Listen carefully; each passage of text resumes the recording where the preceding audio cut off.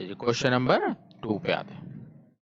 Question 2 पे देखो तो आपको 7th एंड 10th टर्म दे रहा है। इसका मतलब 7th टर्म दी हुई है, 7 टर्म 1/3, और आपको दी है 10th टर्म, तो आपने लिखी 10th टर्म 5/21।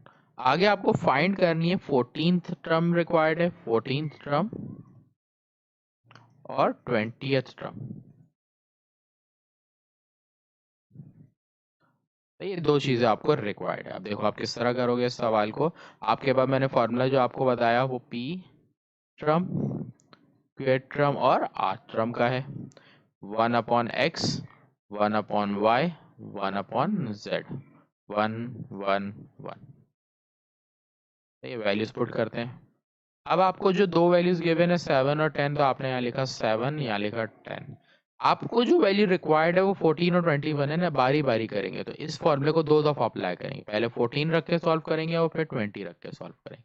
तो 1/x की वैल्यू आपके पास देखो 7 टर्म 1/3 है, तो यहाँ आपने लिख दी 1/3। फिर आपके पास y की वैल्यू 5/21 है और ये आपको रिक्वायर्ड है। ये इक्वल्स टू 0 फॉर्मूले में, तो सही।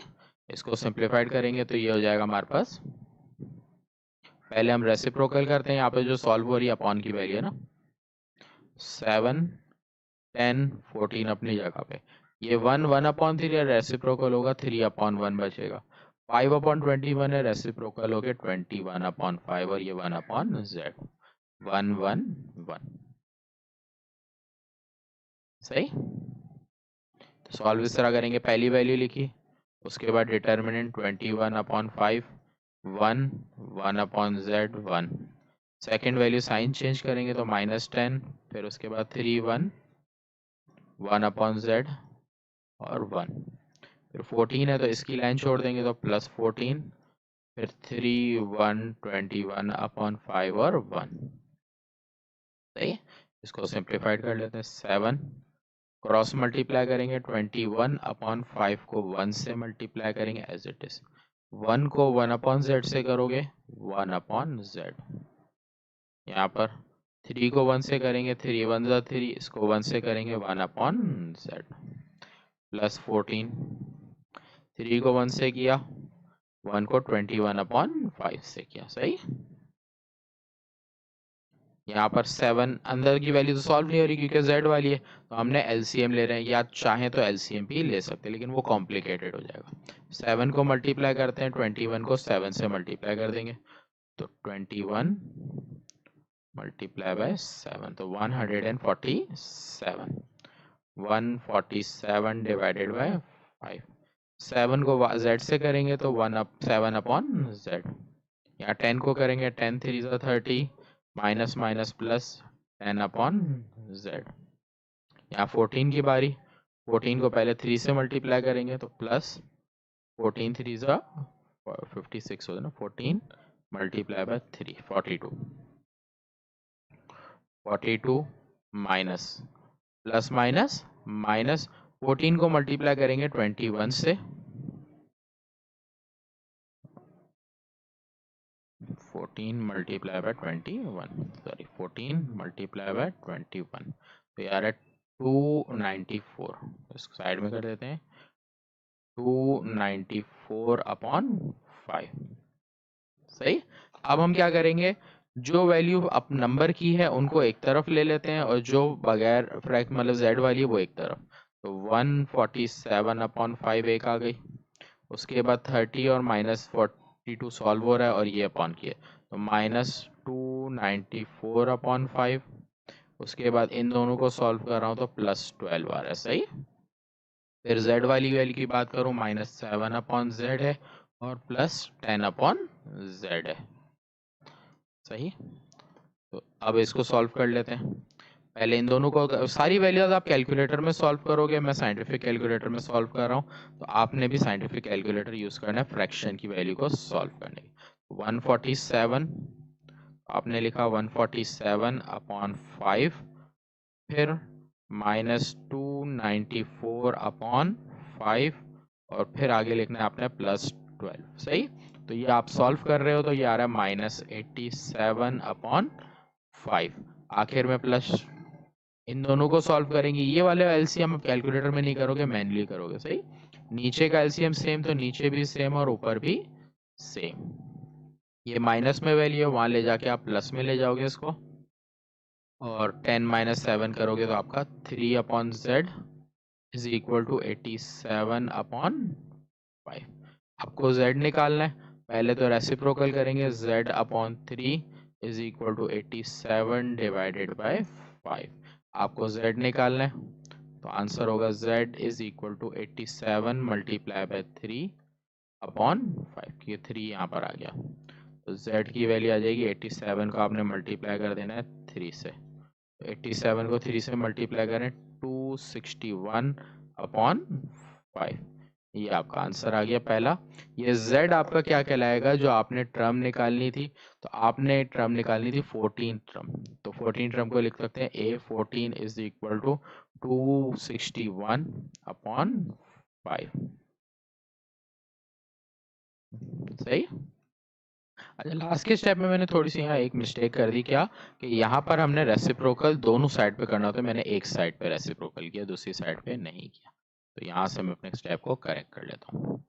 तो यहाँ पर जब आपने इसको सही से समझा दो, वहाँ पे 3/z था, z को ऊपर ले जाएंगे तो 3 नीचे, यहाँ पर भी इसी तरह 5/87।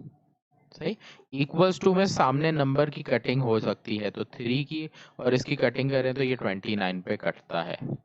सही, आप कैलकुलेटर में डिवाइड करके दिखा देता हूँ। 87 डिवाइडेड बाय 87 डिवाइडेड बाय 329। सही, तो आपके पास आंसर आ गया 5 डिवाइडेड बाय 29। इसके अलावा वो स्टूडेंट जिनके पास साइंटिफिक कैलकुलेटर है लेकिन यूज़ करना नहीं आता, उनके लिए बता दूं कि आपके पास कैलकुलेटर में एक बटन नज़र आएगा इस तरह का। या तो आपके कैलकुलेटर में ये बटन नज़र आ रहा होगा, या AB/C। ये बटन नज़र आ रहा होगा, डायरेक्ट फ्रैक्शन आ जाता है। AB/C के लिए इस तरह का साइन आता है। तो अगर इस स्टेप को कैलकुलेटर में आप लिखते हो, जिनके पास ये वाला है, तो 147 लिखेंगे, फिर इस बटन को दबाएंगे, ये आ जाएगा, फिर 5, फिर इसी तरह -294 लिखेंगे, फिर अपॉन 5, फिर वो दबाएंगे +12। ये सारी वैल्यूज लिखेंगे। कैलकुलेटर जो उनको आंसर देगा वो ये नहीं दे रहा होगा। कैलकुलेटर जो इनको आंसर देगा वो आपको समझा देता हूँ मैं कैसे। आपको आंसर दे रहा होगा 17, 2 और 5। ये आंसर कहलाता है 17 होल नंबर 2/5। आपको इसी कैलकुलेटर में अगर इसको आंसर ये लाना हो, आप शिफ्ट का बटन दबाने के बाद ये वाला बटन दबा दोगे तो आपको कैलकुलेटर आंसर 87/5 यूं दे देगा। सही है, तो ये आप याद रखना जिसके पास साइंटिफिक कैलकुलेटर है इस फंक्शन का। अगर किसी के पास दूसरे फंक्शन वाला कैलकुलेटर है वो तो बहुत इजी है, डायरेक्टली आपका फ्रैक्शन बना हुआ जाता है, उसमें सॉल्व हो जाता है। सही, तो साइंटिफिक कैलकुलेटर यूज करना आना चाहिए। फिर भी किसी को कंफ्यूजन हो तो मुझसे मैसेज करके या वीडियो कॉल करके पूछ सकते हैं कि सर ये किस तरह सॉल्व होगा। फ्रैक्शन तो आसानी हो जाएगी, क्योंकि आगे जितने भी सवाल है फ्रैक्शन वगैरह वो कैलकुलेटर में आपने सिंप्लीफाइड करने होंगे। सही, आना चाहिए यूज करना। तो ये सवाल में मैंने एक्स वैल्यू फाइंड की, अब 20th टर्म निकालनी है। पूरा प्रोसीजर ये यही होगा, सिर्फ फर्क क्या होगा कि यहाँ 14 की जगह हम 20 रख के सॉल्व करेंगे। ये तो पूरा सवाल मैं आपको वापस सही से सॉल्व करके दिखा रहा हूँ कि जिनको कंफ्यूजन रहेगी तो वो अच्छे से समझ ले। फॉर्मूले में वैल्यू रखते हैं। फॉर्मूला है P term, Q term, R term, 1/x, 1/y और 1/z। नीचे 1 1 1। हमारे को टर्म दी हुई कौन सी है, 7th टर्म दी हुई है, 10th टर्म दी है और रिक्वायर्ड 20th टर्म है।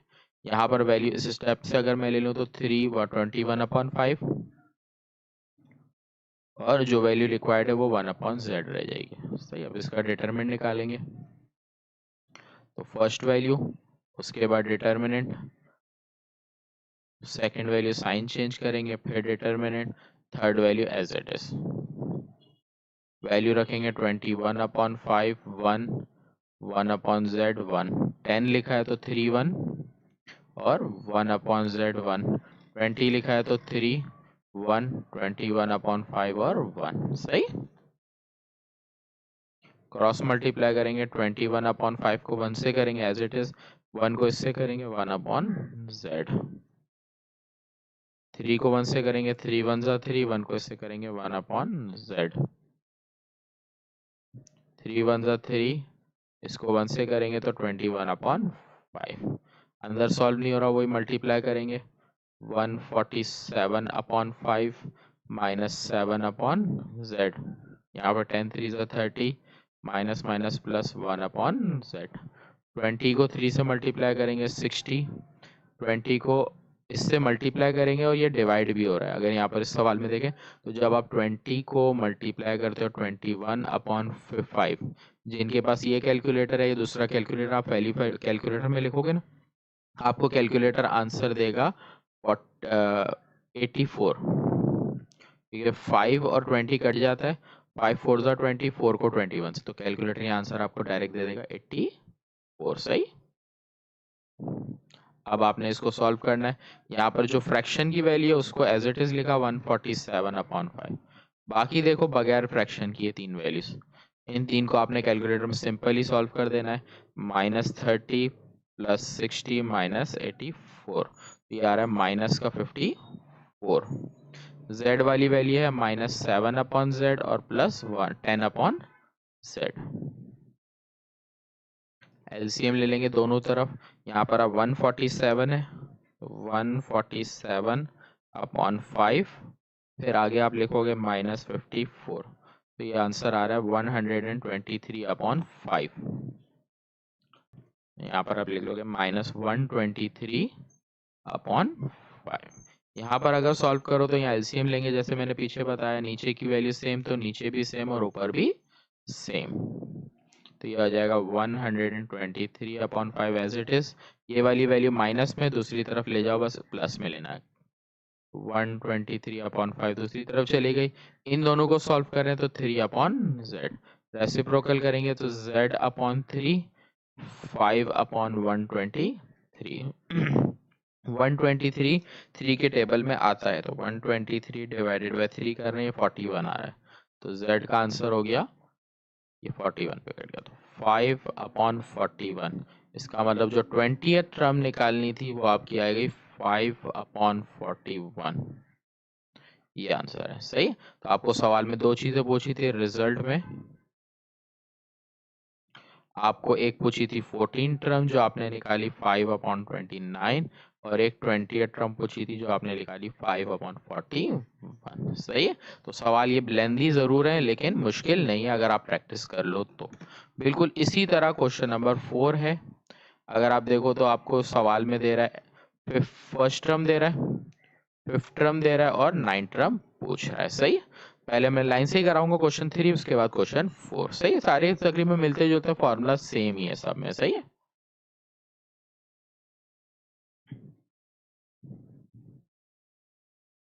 तो पहले क्वेश्चन नंबर 3 पर आते हैं।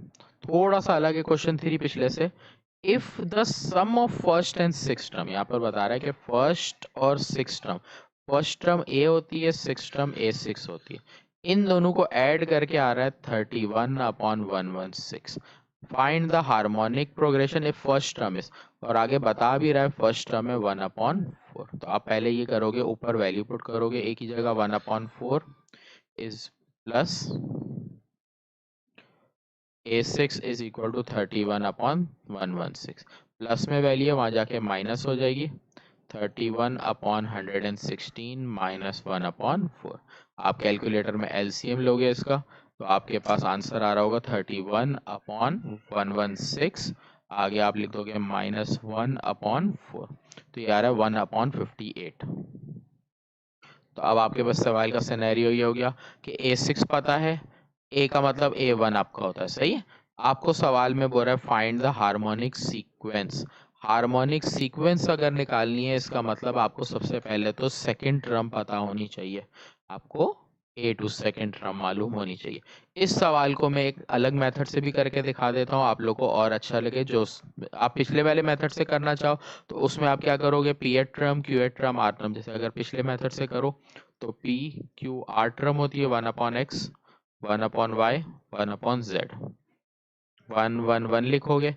P8 टर्म में आपको फर्स्ट टर्म दी हुई है और आपको सिक्स टर्म दी हुई है। जो आपको रिक्वायर्ड है वो आपने सेकंड टर्म निकालनी, क्योंकि मैंने आपको बताया सीक्वेंस के लिए आपको सेकंड टर्म दी होगी तब आप सीक्वेंस निकाल सकते।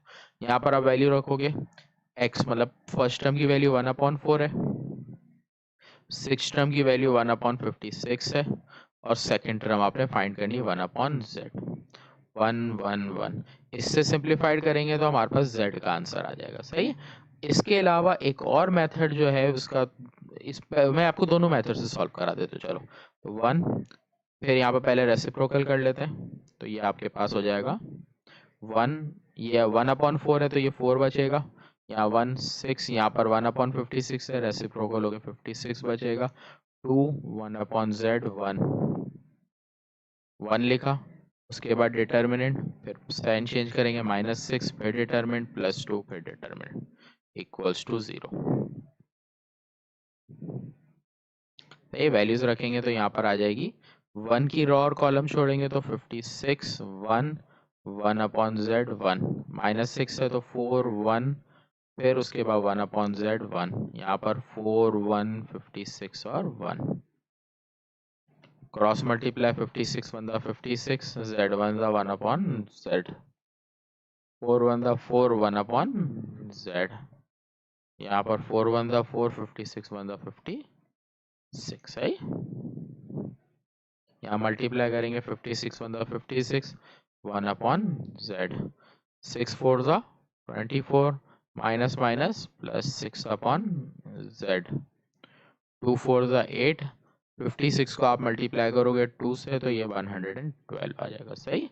z की वैल्यू दोनों एक तरफ ले लेते हैं तो 1/z प्लस 1/6/z, ये दोनों साथ रख ले। बाकी जितने भी नंबर है सारे सॉल्व कर लो। तो 56 है, पहले 56 -24 करोगे, फिर +8 करोगे, फिर -112 करोगे, तो ये आ रहा है -72। -72 को आप दूसरी तरफ ले जाओ तो ये +72 हो गया। यहाँ पर एलसीएम ले लेंगे z, तो नीचे की वैल्यू सेम तो नीचे भी सेम और ऊपर भी सेम हो जाता है। सही। तो ये आ जाएगा 6 में से आप 1 माइनस कर दोगे, 5/z is equal to 72। z निकालना है, रेसिप्रोकल करेंगे या यूं भी कर सकते हैं कि z को ऊपर ले जाएं, 72 को नीचे ले जाए, तो 5 अपॉन, आप लिख देता हूँ 5/72 इज इक्वल टू z। ये आपके पास z का मतलब हो गया कि आपको सेकंड टर्म निकालनी थी, तो a टू सेकंड टर्म आपकी हो गई 5/72। आपको सीक्वेंस निकालनी है।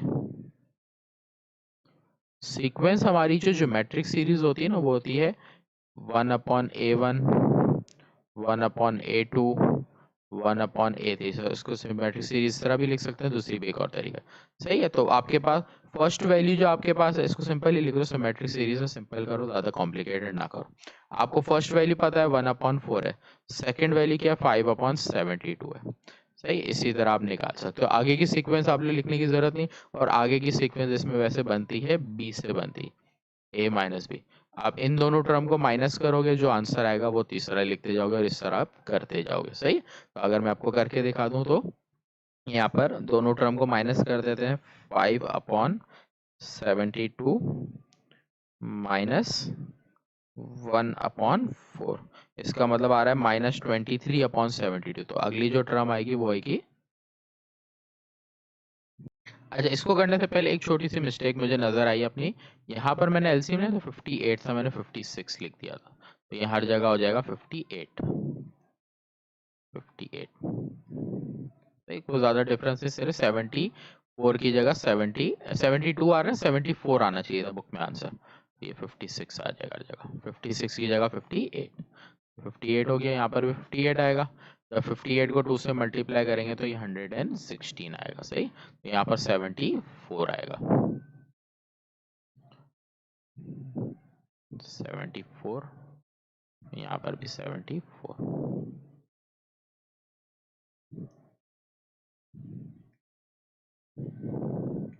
सही। तो ये हमने निकाली। अच्छा, अब इन दोनों टर्म का जो डिफरेंस होगा ना, 5/74 माइनस 1/4, उसके बाद की जो टर्म होगी वो इसी से निकलती जाएगी हमारे पास। तो 5/74 माइनस 1/4, तो ये इसका डिफरेंस आ गया, वो आ गया -1/4। 27/148। सही है, तो इसको सॉल्व करके फिर हम के आंसर लिख सकते हैं। सही, वैसे दो भी सीक्वेंस में आपने लिख दी तो इनफ है, आप इसको जरूरी नहीं है, इसको छोड़ दो, तो आप पीछे तक का भी लिख सकते हो। सही, तो ये आपके पास हार्मोनिक सीरीज की जो सीक्वेंस निकालनी थी वो क्वेश्चन कंप्लीट हो जाता है। सही, उसके बाद इसी सवाल को मैं अगर दूसरे मेथड से करके दिखाऊं तो मेथड नंबर 2 अब इसका करते हैं, मेथड नंबर 2। अच्छा, मेथड नंबर 2 के लिए हमारे पास क्या होता है, इस पूरे को मैं क्लियर कर देता हूँ। मेथड नंबर 2 के लिए पहले तो यहाँ से हम सॉल्व करते हैं A1 से और A6 से लेंगे। तो A1 हमें क्या दिया हुआ है सवाल में, 1/4। A6 क्या दिया हुआ है, 1/58। होता यह है कि जब हार्मोनिक मीन की, हार्मोनिक प्रोग्रेशन की बात करें तो उसके लिए सॉल्व के लिए फॉर्मूले अरिथमेटिक प्रोग्रेशन के लगते हैं। होता यह है कि जो वैल्यू आपको गिवन होती है उसको रेसिप्रोकल करना पड़ता है। तो A1 आपको 1/4 दिया तो आप कर दोगे इसको 4, A6 आपके पास हो जाएगा 56। अब जैसे आपने आपने सिंपल यहाँ क्या किया, कन्वर्ट इन AP, आपने इस सवाल को किस में कन्वर्ट कर दिया, AP में, तो AP में आ गया। अब आप AP से सॉल्व करोगे, आप क्या निकालोगे, सेकंड टर्म निकालोगे A2। भाई AP के तो फॉर्मूले आपको याद है, तो कुछ सवाल इस फॉर्मूले से आसान है, कुछ सवाल पिछले वाले फॉर्मूले से आसान है, तो आने आपको दोनों चाहिए, जो सवाल आपको इजी मेथड जिससे लग जाए। तो A2 निकालना, यहाँ लिखा A2। A फर्स्ट टर्म हमारे पास क्या है भाई, 4 है, n-1, n की वैल्यू बात करें तो 2 -1, d की वैल्यू आपके पास नहीं है, तो ये आपने लिखा A2 आपको रिक्वायर्ड है, तो ये हो जाएगा। अच्छा, यहाँ पर अगर मैं देखूँ तो 4 + d, इससे ज़्यादा सॉल्व हो नहीं रहा क्योंकि d नहीं है। अब d निकालने के लिए मैं क्या करूँगा, मेरे पास A6 गिवन है, क्या, a + n-1 मतलब 6 - 1d। अब देखता हूँ A6 में मेरे को पता है 56 सही है, a की वैल्यू मुझे पता है 4 है, ये हो जाएगा 5d, +4 है वहाँ जाके -4 हो जाएगा। इन दोनों को माइनस करूँ तो 52 और 5d, d की वैल्यू आ गई 52/5। सही है, d को मैं यहाँ पुट करता हूँ 40, क्योंकि मुझे A2 निकाला है ना, 40, तो ये हो जाएगा A2 = 4 + d, d की वैल्यू है 52/5। इसको LCM लेके सॉल्व कर लूंगा तो ये हो जाएगा। यहाँ पर फिर मैंने एक चीज की वही गड़बड़ कर रहा था कि 56 लिख रहा था, हालांकि 58 है, 58 सही है। तो 58 में से 4 जाएगा तो यहाँ पर 54 बचेगा। सही, एलसीएम ले लेंगे तो ये आ रहा है 74/5। देखो पिछले मेथड से भी यही आया था, इस मेथड से भी यही आया था। तो आपके पास पहली टर्म है 1/4, सेकेंड टर्म है 74/5। तो ये वाला सवाल इस मेथड से इजी था पिछले मेथड के मुकाबले, लेकिन अगले सवाल की बात करूं क्वेश्चन नंबर 4, तो वो इस मेथड से मुश्किल हो जाता है। सही, आप दोनों मेथड से कर सकते हो। मैं बोर्ड क्लियर कर देता हूं पहले। क्वेश्चन नंबर 4 है, क्वेश्चन 4 गिवन है first term of an AP, तो आपको फर्स्ट टर्म गिवन है -1/3, उसके बाद फिफ्थ टर्म गिवन है, तो फिफ्थ टर्म 1/5, नाइन्थ टर्म आपको पूछी गई है। सही है, फॉर्मूला जो आपने यूज किया था पहले भी वैसे यूज करेंगे। तो आपके फॉर्मूला है PQR 1/x 1/y 1/z 1 1 1। Value put करेंगे, पीएट टर्म हमारे पास फर्स्ट टर्म, फिफ्थ टर्म और नाइन्थ टर्म दी, वो लिखी। फर्स्ट टर्म है -1/3, तो 1 डिवाइडेड बाय -1/3, फिर 1/5, फिर आखिरी टर्म आपको नाइन्थ निकालिए, z लिख देंगे 1 1 1। रेसिप्रोकल कर लेते हैं इसको, तो ये आएगा 1, इसको रेसिप्रोकल करेंगे, माइनस अपनी जगह रहेगा, 1/3 है तो ये 3 हो गया, ये 5 1/5 है तो 5 9 1/z1। सही, डिटरमिनेंट सॉल्व कर लेते हैं, इक्वल्स टू यहाँ 0 लिखेंगे। सही, उसके बाद 5 1 1/z 1 वैल्यू आ गई, सेंटर वैल्यू साइन चेंज करके लिखते हैं, -3 1 1/z 1, फिर उसके बाद 9 वैल्यू आ जाएगी -3 1 5 एंड 1।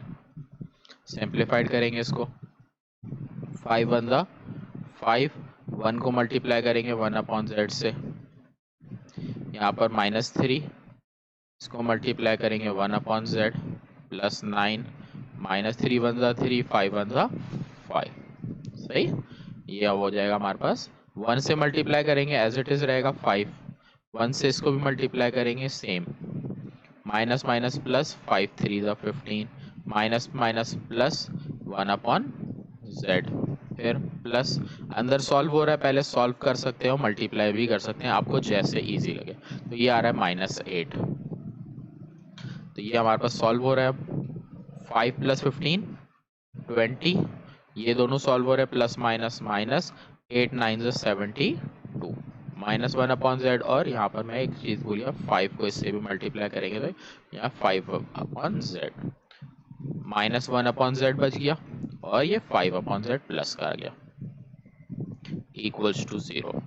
इन दोनों को सॉल्व करेंगे, 72 में से 52 माइनस करेंगे, 20 माइनस करेंगे तो माइनस का 52 बचेगा। यहाँ पर एलसीएम ले लेंगे, नीचे का नंबर सेम तो नीचे भी सेम और ऊपर भी सेम, -52 है, दूसरी तरफ जाएगा प्लस का 52, 5 में से 1 जाएगा 4 अपॉन जेड, z निकालना है तो z को ऊपर ले जाएंगे, 52 को नीचे, तो 4 अपॉन 52 इक्वल्स टू z, और इसकी कटिंग कर देंगे तो 4 के टेबल में 52 आता है, तो 4 डिवाइडेड बाय 52, तो 4 के टेबल में 4 1 दा 4, 1 कैरी जाएगा, 4 3 सा 12, ऊपर 1 नीचे 13, इसका मतलब आंसर आपका आ गया 1 अपॉन 13। और ये आप जो फाइंड कर रहे थे 9 टर्म थी, तो आप लिख दोगे कि 9 टर्म इज इक्वल टू, लिखेंगे A9 भी लिख सकते हैं, या 9 term is equal to 1 upon 13, ये आपका आंसर है।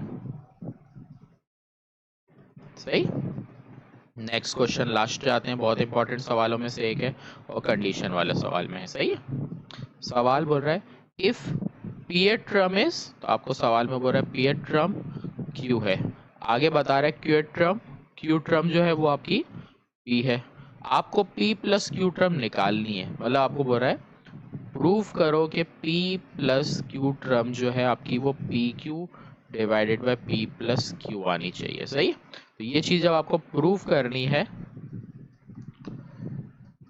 तो आप देखो किस तरह फॉर्मूला अप्लाई करोगे। जैसे फॉर्मूला लिखा P term Q term R term, यहाँ पर होता है 1 upon x 1, 1 upon y 1, 1 upon z और 1। अच्छा, यहाँ से हम कर लेते हैं, ये हमें वैल्यू के पुट करनी है, तो P term Q term R term, हमें पी टर्म दे रहा है, क्यू टर्म दे रहा है, और जो प्रूफ करनी है वो पी प्लस क्यू टर्म है। अब 1 अपॉन पी टर्म की वैल्यू क्यू है, क्यू टर्म की वैल्यू पी है, और इसकी वैल्यू 1 अपॉन जेड, 1 1 1। सही, सिंप्लीफाइड कर लेते हैं अब इसको, तो बार पी लिखा, डिटरमिनेंट में आपके पास वैल्यू आ जाएगी पी है ना, तो इसकी कॉलम और रॉ को लेफ्ट करेंगे तो 1 अपॉन पी 1, 1 अपॉन जेड 1, फिर ये माइनस क्यू लिखेंगे, फिर डिटरमिनेंट बनेगा तो 1 अपॉन क्यू 1, 1 अपॉन जेड 1, फिर लास्ट वैल्यू है P plus Q as it is लिखा, और इसमें डिटरमिनेंट में वैल्यू आएगी 1 अपॉन क्यू 1, 1 अपॉन पी और 1।